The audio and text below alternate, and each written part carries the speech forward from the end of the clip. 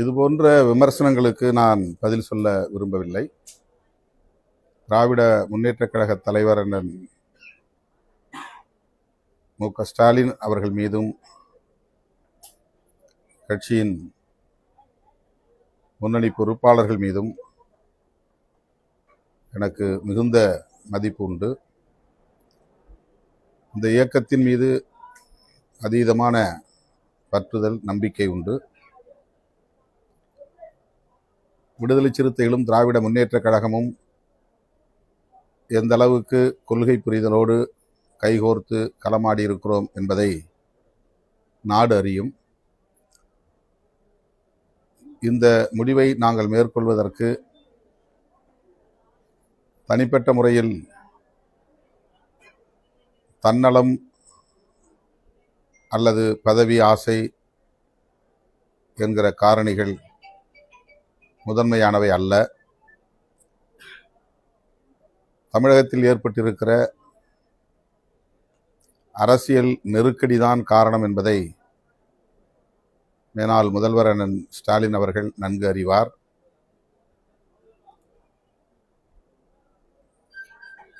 நாங்கள் இப்படி ஒரு முடிவை எடுக்க இருக்கிறோம் என்பது குறித்து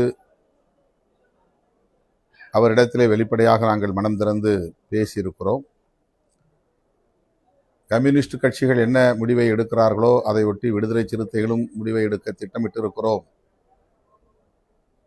என்று நான் ஊடகங்களின் வாயிலாக சொன்னது மட்டுமில்லாமல் அவரிடத்திலே அவரை தனிமையில் சந்தித்த போதும் சொல்லியிருக்கிறேன். தனிநபர் தேவைகளுக்காக எந்த முடிவையும் நாங்கள் மேற்கொள்ள மாட்டோம் என்பதை உணர்த்துவதற்காகத்தான் கம்யூனிஸ்ட் கட்சிகள் என்ன முடிவை எடுக்கின்றனவோ அந்த முடிவை ஒட்டி எங்கள் முடிவும் இருக்கும் என்று கூறினோம். அப்போது அண்ணன் ஸ்டாலின் அவர்களோ, அன்பு இளவல் உதயநிதி ஸ்டாலின் அவர்களோ அதை எதிராக பார்க்கவில்லை. இந்த சூழலுக்கேற்ப நீங்கள் எடுக்கிற முடிவை, என்ன முடிவாக இருந்தாலும் அந்த முடிவை நடைமுறைப்படுத்துங்கள் என்றுதான் கூறினார்கள். ஆகவே அவருடைய கவனத்திற்கு எடுத்து சென்ற பிறகுதான் இந்த முடிவை நோக்கி நாங்கள் நகர்ந்திருக்கிறோம். வெளிப்படையாக தாவேகா தரப்பில் இந்திய யூனியன் முஸ்லீம் லீக்கும் விடுதலை சிறுத்தைகள் கட்சியும் அமைச்சரவையில் இடம்பெற வேண்டும் என்று அழைப்பு விடுக்கப்பட்டது. அதன் பின்னர் இயக்கத் தோழர்கள், குறிப்பாக முன்னணி பொறுப்பாளர்கள் மீண்டும் இது குறித்து கலந்து பேச வேண்டும் என்று விரும்பினார்கள். 8ஆம் தேதி இரவு நடந்த உயர்நிலைக்குழு கூட்டத்தில் பெரும்பான்மையான தோழர்கள் 32 பேரில் ஒரு சிலரை தவிர பெரும்பான்மையான தோழர்கள் ஆதரவு நல்குவது என்று முடிவெடுத்து விட்ட பிறகு அமைச்சரவையில் இடம்பெறுவதுதான் சரியாக இருக்கும் என்ற கருத்தை முன்வைத்தார்கள். ஆனாலும் நான் கட்சியின் தலைவர் என்கிற முறையில் பொதுச் செயலாளர்களோடு மீண்டும் பேசிவிட்டுத்தான் முடிவை எடுப்பேன். அந்த முடிவு என்னவாக இருந்தாலும் நீங்கள் ஏற்றுக்கொள்ள வேண்டும் என்று அந்த இணைய வழி உயர்நிலை குழு கலந்தாய்வு கூட்டத்தில் கூறியிருந்தேன். அதன்படி 9ஆம் தேதி நண்பகல் வேளையில்தான் நாங்கள் 3 பேரும் ஓரிடத்திலே சேர்ந்து பேசுவதற்கான சூழல் உருவானது. அதேபோல வெளியூர்களில் இருந்து சட்டமன்ற உறுப்பினர்களும் நண்பகல் 1 மணிக்கு மேல்தான் வந்து சேர்ந்தார்கள். அந்த கூட்டத்திலும் கூட அமைச்சரவையில் இடம்பெற வேண்டும் என்ற கருத்து மேலோங்கியது என்றாலும் நான் வெளியிலிருந்து ஆதரவு நல்குவது என்பதை வலியுறுத்திய நிலையில் 2 பொதுச் செயலாளர்களும் அதற்கு உடன்பட்டுதான் 9ஆம் தேதி 4:45 மணி அளவில் எமது கட்சியின் தலைமையகத்தில் நான் ஊடகவியலாளர்களை சந்தித்த போது, ஆட்சி அமைப்பதற்காக மட்டுமே எங்கள் ஆதரவை நல்குகிறோம் என்ற கருத்தை பதிவு செய்தேன். அதன் பிறகு இயக்கத் தோழர்கள் இந்த முடிவை மறுபரிசீலனை செய்ய வேண்டும் என்று தொலைபேசி வாயிலாகவும் வாட்ஸ்அப் மூலமாகவும் கருத்துக்களை பகிர்ந்து கொண்டே இருந்தார்கள். அப்படி ஒரு சூழலில்தான் தவேகா தரப்பில் வெளிப்படையான அழைப்பு வந்தது. அந்த அழைப்பை மறுதலிக்க கூடாது, தவிர்க்கக்கூடாது, அமைச்சரவையில் இடம்பெற வேண்டும் என்ற கருத்து மீண்டும் மேலோங்கியது. ஆகவே கட்சியின் நலன்களை கருத்தில் கொண்டு நானும் அந்த நிலைப்பாட்டுக்கு இணங்கும் சூழல் உருவானது. அப்போது நானே அமைச்சரவையில் இடம்பெற வேண்டும் என்கிற கருத்து மேலோங்கியது. அதற்கு நான் இணங்கவில்லை. கட்சி அமைச்சரவையில் இடம்பெற வேண்டும் என்ற நிலைப்பாட்டை எடுப்பது உறுதிப்படுத்தப்பட்ட நிலையில் தேர்ந்தெடுக்கப்பட்ட சட்டமன்ற உறுப்பினர்களுள் 30 ஆண்டுகளுக்கு மேலாக என்னோடு பயணித்து வருகிற, இயக்க பணிகளில் தீவிரமாக முனைப்பாக பணியாற்றி கொண்டிருக்கிற, கட்சியின் மூத்த பொறுப்பாளராக, துணை பொதுச் செயலாளராக பணியாற்றி கொண்டிருக்கிற வன்னியரசு அவர்களை பரிந்துரைப்பதுதான் சரி என்று நான் முடிவு செய்தேன். இயக்கத் தோழர்களின் ஒப்புதலை பெற்றேன். அதன் அடிப்படையில் நாங்கள் இணைந்திருக்கிறோம். இதில் மேற்கொண்டு கருத்து சொல்வதற்கு எதுவும் இல்லை. அமைச்சரவையில் நீங்க பங்கேற்று இருக்கிறதுனால திமுக அவர்கள் இந்த கூட்டணிக்கான நிலைப்பாடு என்னவா கூட்டணி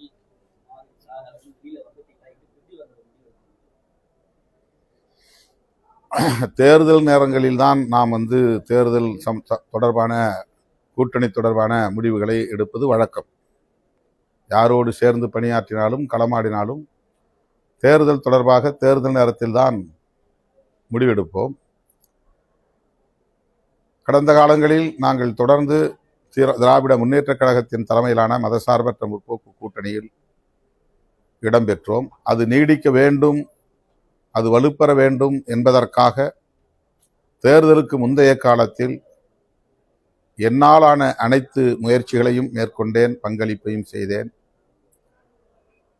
என்னை ஒரு துருப்புச்சீட்டாக பயன்படுத்தி திராவிட முன்னேற்றக் கழகத்தின் தலைமையிலான மதசார்பற்ற முற்போக்கு கூட்டணியை சிதறடிப்பதற்கு பல முனைகளில் இருந்தும் பல தரப்பினர் பல்வேறு முயற்சிகளை, பகீரத முயற்சிகளை மேற்கொண்டார்கள்.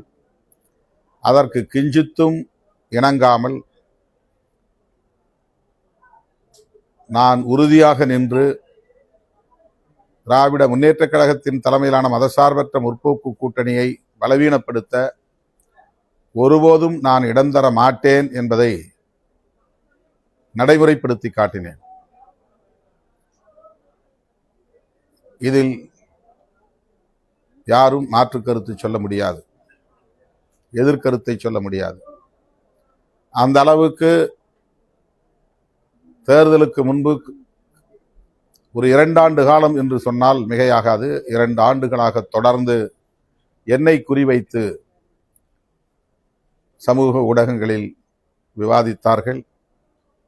என்னை குறிவைத்து சாதிய மதவாத சக்திகள் காய்களை நகர்த்தினார்கள், எமது உணர்ச்சிகளை தூண்டினார்கள், திட்டமிட்ட அவதூறுகளை பரப்பினார்கள், ஆத்திரம் ஊட்டினார்கள். எதற்கும் நாங்கள் மசியவில்லை, இணங்கவில்லை. திமுக கூட்டணி வலுவாக இருக்க வேண்டும், மீண்டும் வெற்றி பெற வேண்டும் என்பதற்காக எந்த அளவுக்கு திமுக தலைவருக்கு என்னால் உறுதுணையாக இருக்க முடியுமோ அந்த அளவுக்கு நான் உறுதுணையாக இருந்திருக்கிறேன். அதன் பின்னர் இந்த கூட்டணியை, தேர்தல் முடிவுகளுக்கு பின்னர் இந்த கூட்டணியை என்னால் காப்பாற்றும் அளவுக்கான வலிமை இல்லை. காங்கிரஸ் எடுத்த முடிவை தடுக்கிற வலிமை எனக்கு இல்லை. கம்யூனிஸ்ட் கட்சிகள் எடுத்த முடிவை நிறுத்த எனக்கு வலிமை இல்லை. அதேபோல இந்திய யூனியன் முஸ்லீம் லீக் கட்சியின் நிலைப்பாட்டுக்குள் என்னால் தலையீடு செய்ய முடியாது. இன்றைக்கு சமூக ஊடகங்களில் விவாதிக்கக்கூடியவர்கள் மீண்டும் என்னை மட்டுமே குறிவைத்து கடுமையான விமர்சனங்களை, அவதூறு கணைகளை ஏவுவது ஏன் என்று என்னால் விளங்கிக் கொள்ள முடியவில்லை.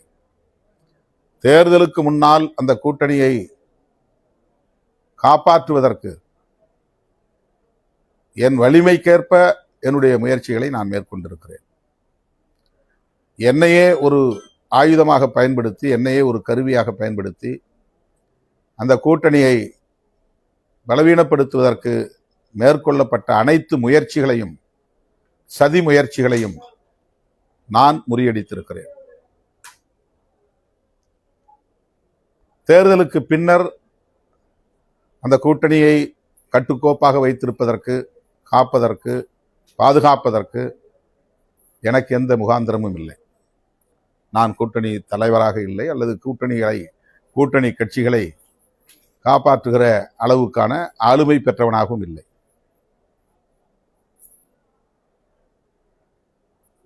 தேர்தல் முடிவுகள் வந்த கையோடு காங்கிரஸ் எடுத்த முடிவு, அதனை ஒட்டி அடுத்து நிகழ்ந்த அரசியல் காட்சிகள், இவையெல்லாம் நேர்மையாக சிந்திக்கக்கூடிய அனைவருக்கும் என்ன என்பது தெரியும். நாங்கள் அவசரப்பட்டு விடவில்லை, அவசரப்படுத்தினார்கள். நாங்கள் உணர்ச்சி வயப்பட்டு விடவில்லை, உணர்ச்சியை தூண்டினார்கள். எங்கள் கட்சிக்கு ஒரு வரைமுறை இருக்கிறது. அந்த வரைமுறைகளின்படி, விதிமுறைகளின்படி இடதுசாரிகள் எடுத்த முடிவை முன்வைத்து 2.5 மணி நேரத்திற்கு மேலாக உயர்நிலைக் குழுவில் விவாதித்து, அந்த முடிவை கூட்டணியின் தலைவர் அண்ணன் ஸ்டாலின் அவர்களிடத்திலே விளக்கி சொல்லி அதன் பிறகுதான் அறிவிப்பது என்று நாங்கள் முடிவெடுத்தோம். நாங்கள் இன்னொரு கூட்டணியில் இல்லை, அல்லது தாவேகா கூட்டணியில் இல்லை. ஆதரவு நல்குவதாக இருந்தாலும் அல்லது முடியாது என்பதாக இருந்தாலும் அது எங்களுக்கான சுதந்திரம், எங்களுக்கான உரிமை, எங்களுக்கான அதிகாரம் அது. ஆனால் பலரும் வெளியிலிருந்து இவர் ஏன் தாமதப்படுத்துகிறார், தாமதத்திற்கு இதுதான் காரணமா என்றெல்லாம் ஆளாளுக்கு அவரவர் யூகங்களின் அடிப்படையில் மனம் போன போக்கில் எங்களுக்கு எதிரான அவதூறுகளை பரப்பினார்கள். அதேபோல இன்றைக்கும் எங்களுக்கு எதிரான அவதூறுகளை பரப்புகிறார்கள். இந்த விமர்சனங்களுக்கு என்னால் இந்த சூழலில் பதில் சொல்ல இயலாது. எங்கள் நேர்மையையோ எங்கள் அரசியல் தூய்மையையோ களங்கப்படுத்த யாருக்கும் உரிமை இல்லை. ஒரு கட்சியை உருவாக்கி அந்த கட்சியை கட்டுக்கோப்பாக பல 10 ஆண்டுகள் வெற்றிகரமாக வழிநடத்துவது என்பது அவ்வளவு இலகுவான ஒரு காரியம் இல்லை. நான் ஏற்கனவே சொல்லி இருக்கிறேன், நான் ஒரு ஆட்டோகிராட் அல்ல, டெமோக்ராட். எங்களுடைய தோழர்களுக்கு எந்த அளவுக்கு அரசியல் புரிதல் இருக்கிறது என்பது வேறு விவகாரம், ஆளுமை திறன் இருக்கிறது என்பது வேறு விவகாரம். ஆனால் அவர்களை நான் உடன் வைத்துக் கொண்டு அவர்களோடு அவர்கள் புரிந்து கொள்ளுகிற வரையில் விவாதித்து, அவர்கள் உடன்படுகிற வரையில் விவாதித்து, அதன் பிறகுதான் எந்த முடிவையும் நான் எடுத்திருக்கிறேன். இப்போதும் அப்படித்தான் எடுத்திருக்கிறேன். எனக்குரிய கால அவகாசத்தை நான் எடுத்துக்கொண்டேன். 2 நாட்கள் 3 நாட்கள் என்றெல்லாம் சொல்லுகிறார்கள். 8ஆம் தேதி 4 மணிக்கு இடதுசாரி கட்சிகள் அறிவிப்பு செய்தார்கள். 9ஆம் தேதி 2 மணிக்கே நான் தாவேகா தரப்பினருக்கு தகவல் கொடுத்தேன், வந்து கடிதம் பெற்றுக்கொள்ள செய்தேன். 3:30 மணிக்கு கடிதத்தை பெற்றுக்கொண்டார்கள். நான் பத்திரிகையாளர்களை சந்திப்பதற்கு நான் அழைப்பு விடுக்கவில்லை. அவர்கள் வந்து காத்திருந்தார்கள். காத்திருந்தவர்களின் உணர்வுகள் மதிக்கப்பட வேண்டும் என்பதற்காக நான் தேடி வந்து பார்த்தேன். நான் ஊடகவியலாளர்களை வாருங்கள், இந்த தேதியில் உங்களை பார்க்கிறேன், இதை அறிவிக்கப் போகிறேன் என்று சொல்லவில்லை. அறிவிப்பை நான் என்னுடைய சமூக ஊடகத்தில் கூட, முகநூலில் கூட என்னால் அறிவிக்க முடியும். அறிக்கையை ட்விட்டர் பக்கத்தில் கூட என்னால் போட்டுவிட முடியும். ஊடகவியலாளர்களை கூட்டி பேச வேண்டும் என்ற கட்டாயம் ஒன்றும் இல்லை. ஆனால் காலை 10 மணியிலிருந்தே தலைமையகத்தில் வந்து அமர்ந்து கொண்ட நிலையில் அந்த ஊடகவியலாளர்களை நாம் அவமதித்து விடக்கூடாது, காத்திருக்கிறார்கள் என்பதற்காக நான் 4:45 மணிக்கு அங்கு வந்து சேர்ந்தேன். எங்கள் நிலைப்பாட்டை சொன்னேன். இந்த முடிவை மிக மிக நிதானமாகத்தான் நாங்கள் எடுத்திருக்கிறோம். எங்கள் மதசார்பற்ற முற்போக்கு கூட்டணியின் தலைவர் அண்ணன் ஸ்டாலின் அவர்களின் கவனத்திற்கு கொண்டு சென்று அவருடைய வாழ்த்துக்களோடு தான் அல்லது ஆதரவோடு தான் அல்லது இசைவோடு தான் இந்த ஆதரவை நாங்கள் வழங்குகிறோம் என்று அறிவித்துவிட்டுத்தான் வழங்கியிருக்கிறோம், சொல்லவில்லை. இருக்கிற அரசியல் சூழலை, அவருக்கு இருக்கிற அரசியல் பக்குவத்தின் அடிப்படையில் புரிந்து கொண்டு 5ஆம் தேதியே எங்கள் அனைவரையும் அழைத்து நாம் எல்லோரும் ஒற்றுமையாக இருந்து செயல்படுவோம், அவர் ஆட்சி அமைப்பதற்கு இடையூறாக நாம் இருக்க வேண்டியதில்லை என்ற கருத்தை சொன்னார். அதுதான் அவருடைய பக்குவம், அவரது அரசியல் முதிர்ச்சி. ஆகவே எங்கள் அரசியல் நேர்மையை அல்லது கூட்டணிக்கு நாங்கள் எந்த அளவுக்கு உற்ற துணையாக இருந்திருக்கிறோம் என்கிற அந்த நம்பகத்தன்மையை போகிற போக்கில் கேள்விக்குள்ளாக்குவது, களங்கப்படுத்துவது ஒரு திட்டமிட்ட அவதூறு. விடுதலை சிறுத்தைகளின் வளர்ச்சியை பிடிக்காதவர்கள் தொடர்ந்து காலம் காலமாக எங்களுக்கு எதிராக காழ்ப்புணர்வை கக்கிக் கொண்டிருக்கிற கும்பல் திரும்ப திரும்ப இதை செய்து கொண்டிருக்கிறது. எனவே இது குறித்து நாங்கள் மேற்கொண்டு கருத்து சொல்ல விரும்பவில்லை. முதலமைச்சர் விஜய் வந்து உங்களை தனிப்பட்ட பெரிய மரியாதை வச்சிருக்காரு. ஒவ்வொரு இடமே நம்ம பாக்குறோம். முதல் மாநாட்டில் கூட உங்களை தான் வெளிப்படையா அழைச்சாரு. அவர் வந்து திருச்சி கிழக்குல உங்களை வந்து போட்டியிடுவதற்காக அழைத்தால் நீங்க இந்த இடைத்தேர்தல்ல நீங்க அமைச்சர்கள் வர வேண்டும் ரொம்ப விரும்புறாரு. அவரு தனிப்பட்ட விதத்துல ஒருவேளை திருச்சி கிழக்குல இடைத்தேர்தல்ல உங்களை போட்டியிட அழைத்தால் உங்களோட விருப்பம் என்ன? அமைச்சரவையில் நான் இடம்பெற வேண்டும் என்கிற விருப்பத்தை தாவேகா தரப்பில் வெளிப்படுத்தினார்கள். நான் அதில் உடன்பாடு இல்லை என்பதை தொடக்கத்திலேயே சொல்லிவிட்டேன். இப்போதும் அந்த நிலைப்பாட்டில் தான் நான் இருக்கிறேன். அது ஏன் யூகமான கேள்வி? எல்லாமே யூகமான கேள்வி கேட்டு யூகமா பதில் சொல்லி அதை நீங்க வந்து திசை திருப்பி திரிபுவாதம் செய்து அவதூறு பரப்புவது தான் வழக்கமாக இருந்து கொண்டிருக்கிறது. யூகமான கேள்விகளுக்கு இங்கு இடமில்லை. காங்கிரஸ் வந்து நாடாளுமன்ற தேர்தல், அடுத்து உள்ளாட்சி தேர்தல் எல்லாத்திலுமே வந்து தாவேகாவுடன் கூட்டணி அப்படின்றத வந்து அவங்க அந்த முடிவை எடுத்துட்டாங்க. நாங்க அப்படி இந்த முடிவை நாங்க எடுத்தது, இடதுசாரிகள் எப்படி வெளியிலிருந்து ஆதரவு தெரிவிக்கிறார்களோ அதை போல்தான் நாங்களும் ஆதரவு தெரிவிப்பது என்ற முடிவை எடுத்தோம். ஆனாலும் அரசியல் சூழலுக்கு ஏற்ப இந்த முடிவையும் நாங்கள் எடுக்கும் நிலைக்கு ஆளாகி இருக்கிறோம், அவ்வளவுதான். எதையுமே நான் உங்கள்கிட்ட பேசல. அப்புறம் திரும்ப ஒரு யூகமான கேள்வி எதுக்கு? அது தேர்தல் வரட்டும், தேர்தல் நேரத்தில் பேசலாம்.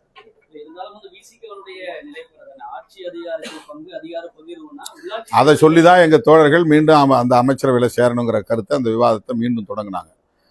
நீங்க வந்து அதிகார பகிர்வுங்கிறது வந்து பல ஆண்டுகளா சொல்லிக்கிட்டு இருக்கிறீங்க. இப்போ ஒரு கோயலிஷன், அதாவது ஒரு கூட்டணி ஆட்சி முறை இங்க வந்து காலத்தின் கட்டாயம் உருவாகி இருக்கிறது. நான் என்னுடைய தேர்தல் முடிவு வெளியான உடனே என்னுடைய அறிக்கையில் அதான் சொன்னேன். தமிழக மக்கள் கூட்டணி ஆட்சி முறையை இன்றைக்கு விரும்புகிறார்கள் என்பதுதான் இந்த முடிவிலிருந்து தெரிய வருகிறது என்ற கருத்தை நான் பதிவு செய்தேன். எனவே தலைவர் சொன்னதை நடைமுறைப்படுத்துங்கள் என்று எங்கள் இயக்கத்தின் முன்னணி பொறுப்பாளர்கள் அந்த விவாதத்தை மறுபடியும் தொடங்கி, கட்சியின் முடிவுக்கு தலைமை கட்டுப்படுவதும் ஒரு ஜனநாயகத்தின் ஒரு அம்சம்தான். எப்படி தலைவர் எடுக்கிற முடிவை கட்சி கட்டுப்பட்டு நடைமுறைப்படுத்துகிறதோ அதே போல கட்சியில் உள்ள பெரும்பான்மையான தோழர்கள் எடுக்கிற முடிவுக்கு தலைமை உடன்படுவது என்பதும் ஜனநாயக கூறுகளுள் ஒன்று. ஆக கட்சியில் உள்ள பெரும்பாலானோர் இந்த அமைச்சரவையில் இடம்பெற வேண்டும், அதுவும் கட்சி தலைவராகிய நீங்களே இடம்பெற வேண்டும் என்று வலியுறுத்திய போது தனிப்பட்ட முறையில் என் தொடர்பான முடிவை நான் வலுவாக எடுக்க முடியும். கட்சி தொடர்பான முடிவை மறுதலித்து என் முடிவை திணிப்பது என்பது ஜனநாயகமாக இருக்க முடியாது. ஆகவே கட்சியின் பெரும்பாலான தோழர்கள் அமைச்சரவையில் இடம்பெறுவது என்பது காலத்தின் கட்டாயம். இதுவரையில் தமிழக அரசியல் களத்தில் கூட்டணி ஆட்சி முறை உருவானதில்லை, அது முதல் வாய்ப்பு. இதுவரையில் ஒரு அம்பேத்கர் இயக்கம் அமைச்சரவையில் பங்கேற்பதற்கான ஒரு வாய்ப்பு உருவாகவில்லை, இப்போது உருவாகி இருக்கிறது. இது இரண்டாவது ஒரு மாற்றம். இதை உங்களுடைய ஈகோவுக்காக, அதாவது தனிப்பட்ட முறையிலே தலைவர் அமைச்சர்கள் இடம்பெற வேண்டாம் என்று எடுத்திருக்கிற அந்த முடிவுக்காக இந்த வாய்ப்பை மறுதளிப்பது ஏற்புடையது அல்ல என்ற கருத்தை முன்னணி பொறுப்பாளர்கள் பலரும் வற்புறுத்திய நிலையில் இந்த நேரத்தில் கட்சிக்கு கட்டுப்படுவது என்னுடைய பொறுப்பு. தேர்தல் அரசியலே வேண்டாம் என்று நான் இருந்த காலத்தில் 1999 தேர்தல் அரசியலில் ஈடுபட வேண்டும் என்று பெரும்பாலான தோழர்கள் சொன்னபோது நான் சில மாதங்கள் வரையில் அதை தள்ளி போட்டேன். பொறுமையாக உணர்ச்சி வயப்பட்டு முடிவெடுக்க வேண்டாம், நாம் தேர்தல் அரசியலில் ஈடுபட வேண்டாம் என்று 10 ஆண்டு காலம் தேர்தல் அரசியல் வேண்டாம் என்று இருந்த இந்த இயக்கம் 10 ஆண்டுகள் கழித்து தேர்தலில் ஈடுபட வேண்டும் என்ற கருத்தை முன்வைத்த போது உடனடியாக அதை என்னால் ஏற்றுக்கொள்ள முடியாமல் சில மாதங்கள் தள்ளி போட்டு மீண்டும் மீண்டும் பேசித்தான் கட்சி எடுத்த முடிவை நான் ஏற்றுக்கொண்டேன். அதே போல இன்றைக்கும் கட்சியில் உள்ள பெரும்பாலான தோழர்கள் எடுத்த முடிவுதான் கட்சி முடிவு. எனக்கு வெளியிலிருந்து ஆதரவு அளிப்பது என்பதுதான் விருப்பம், அதுதான் என்னுடைய தனிப்பட்ட முடிவு. ஆனால் கட்சி அதை தாண்டி சிந்திக்கிற போது கட்சியின் முடிவுக்கு கட்டுப்பட வேண்டியது கட்சியின் தலைவராக இருந்தாலும் கட்சியின் உறுப்பினர் என்கிற அந்த நிலையிலிருந்து, நானும் ஒரு உறுப்பினர் என்கிற நிலையிலிருந்து அந்த முடிவுக்கு நான் இணங்கி இருக்கிறேன், அவ்வளவுதான். தமிழ்நாடு முழுக்க பெரிய அளவு கொண்டாடுறாங்க அந்த அமைச்சரவை இடம்பெற்றது, அவங்களோட குரலா தான் நீங்க அந்த சமூகம் இருக்கீங்க. அதே மாதிரி உள்ளாட்சி தேர்தலையும் கொண்டு வரலாம் அப்படின்னா அவங்களோட உள்ளாட்சி தேர்தல் வரட்டும். திமுக தலைமை ஏதாவது இயக்கங்களுக்கோ போராட்டங்களுக்கோ அழைப்பு